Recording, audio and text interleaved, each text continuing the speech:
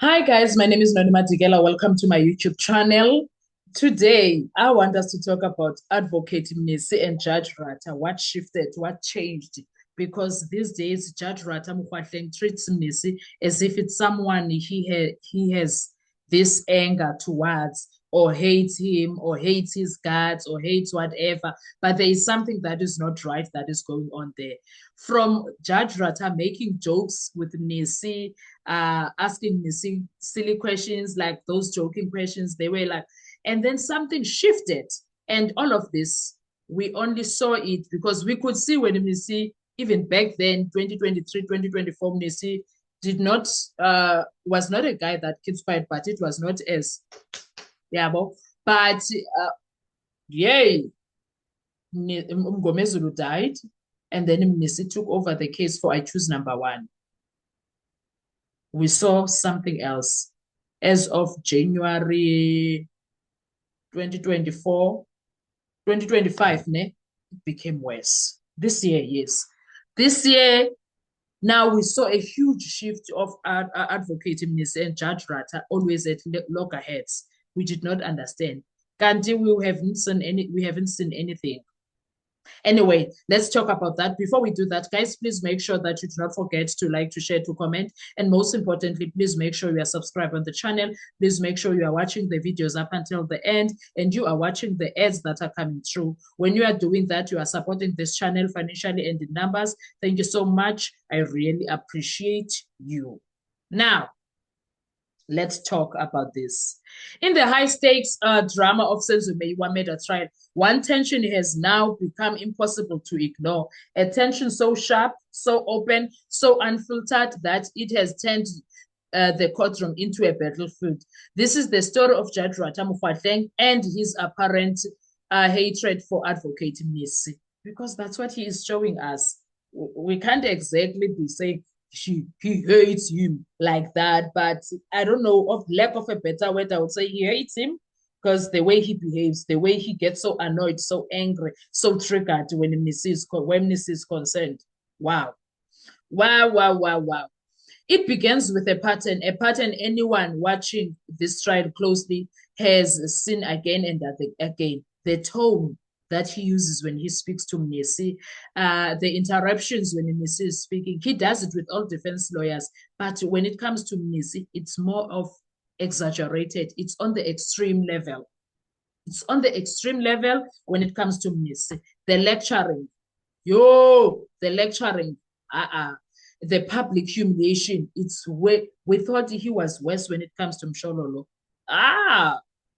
Yangeni ngadla he deals uyagadla njalo nje when it comes to Mnisi. The constant undermining of Advocate Mnisi, the selective patience given to every other counsel except Advocate Mnisi.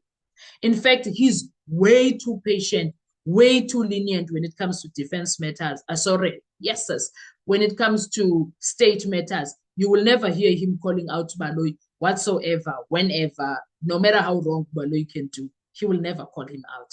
But when it's the state advocates, yangeni ngadla ngadla, kwa, hlezi petty AK-47. But when you miss it, way uphatha ama-bombs when it comes to Mnisi. It's something like that. And that is why we are like, no. That's why I'm doing this video like now. If you didn't know any better, you would swear Mnisi was an accused person, not a defense lawyer. The way he is treated, even for an accused person, is not supposed to be treated like that by Judge Rata. The moment the judge turned, the shift was clear from the moment advocates began exposing cracks in the state's narrative. The day he presented witnesses the prosecution thought would never make it to the stand, asked the questions nobody else dared to ask, and started shaking the foundation of a case built over 10 years. That was the day Judge Rata's tone changed for the West. Suddenly, every sentence from Mnisi felt like a crime against the court. When Advocate Mnisi started winning, the tension escalated. When Absalom Zungu dropped the bombshell testimony, when Gwabini shattered the state's version, Defense witnesses began revealing internal SAPS contradictions. The unshakable state case began collapsing live on camera while people were streaming. With each breakthrough, the court dynamics shifted. The state became defensive. The police panicked, and the judge, his tolerance for Mnisi evaporated. It evaporated. He could not handle it anymore. There was no hiding anything. Interruptions turned into scolding. Clarifications turned into public embarrassment. Procedural queries were labeled interference. It was no longer just legal. It was personal now. It became way too personal. It was then police versus Mnisi, the fuse that lit the hatred. You were like, I know.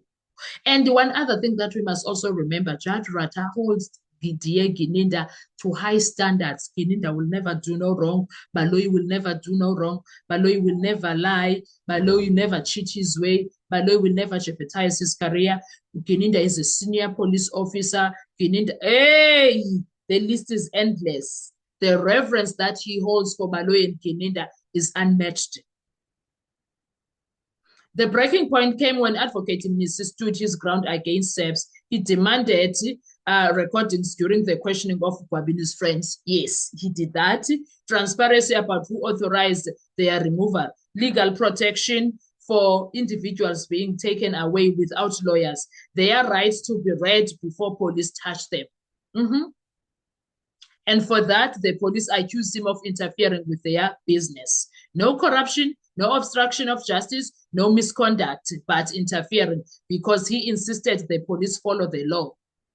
That accusation alone poisoned the atmosphere, and the judge seemed to swallow that narrative wholly. All of it. And then now we have a judge who has chosen a side. It's even worse at this point. Instead of questioning the police, instead of protecting the fairness of the trial, instead of ensuring transparency, Judge Ratta began treating Mnisi as a problem, a nuisance, a disruptor, an enemy of the court. This was not judicial management. This was open hostility. Every objection dismissed him. Every attempt to speak cut short. Every request a lecture. Every procedural issue twisted into an accusation. It wasn't neutrality. It wasn't balance. It was a judge who appeared annoyed that Mnisi was winning. That is what is happening. What the public sees now is nothing out of the ordinary. Across South Africa, viewers have begun asking, why does Judge Ratta speak to Mnisi like a child? And Mnisi did address that at some point. You are treating me like a child. Why does he lose patience only with him? Oh, yes, he loses it too. An extreme sport, Sana, or the way, ooh, guys. Why does he lose patience only with him? Why is Mnisi always the one being reprimanded, not Baloyi? Not Baloyi. Why does the judge give the state endless grace but scolds the defense for breathing wrong?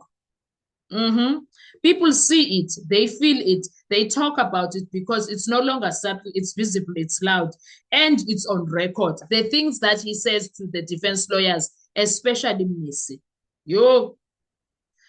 The real reason what this is actually about, this isn't about personality, this isn't about attitude, this isn't about courtroom decorum, this is about power and the defense lawyer who refuses to bow to it.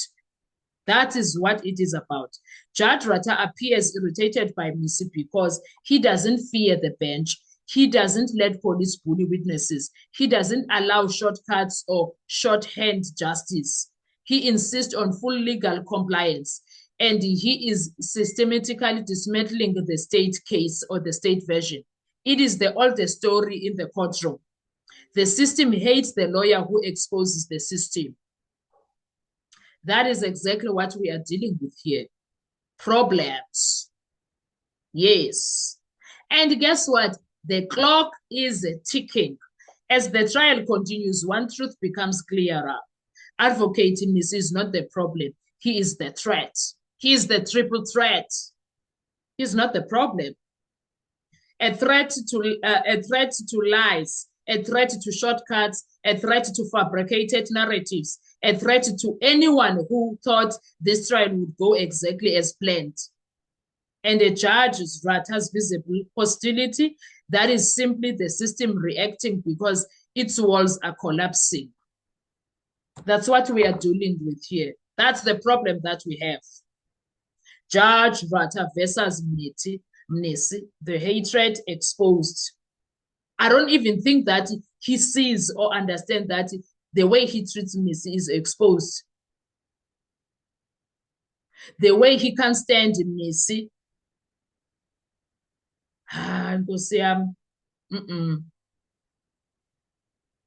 Now there's a courtroom war.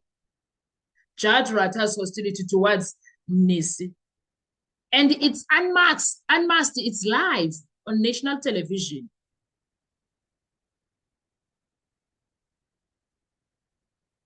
That's what we are dealing with. Anyway, guys, what are your thoughts when it comes to this? Do you think I'm overreaching when I see that Judge Ratha has some feelings, some real feelings when it comes to not liking or advocating this? Maybe hate is a strong word, but wow, the passionate dislike of him is too wild. So out there. Let's talk comment section. I'll see you on our next video. Thank you so much. Enjoy your day. Bye-bye.